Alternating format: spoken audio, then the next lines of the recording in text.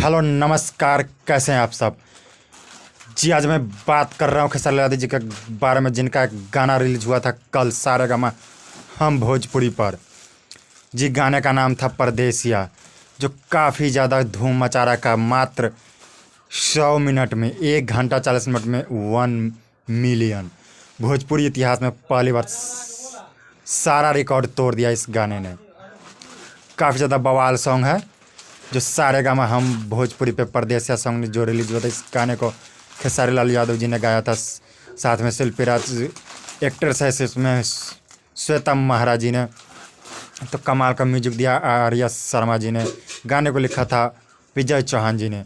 तो काफ़ी ज़्यादा बवाल सॉन्ग है। मात्र 1 घंटे में 1 मिलियन पहली बार भोजपुरी में ऐसा देखने को मिला है, और काफ़ी ज़्यादा बवाल सॉन्ग है।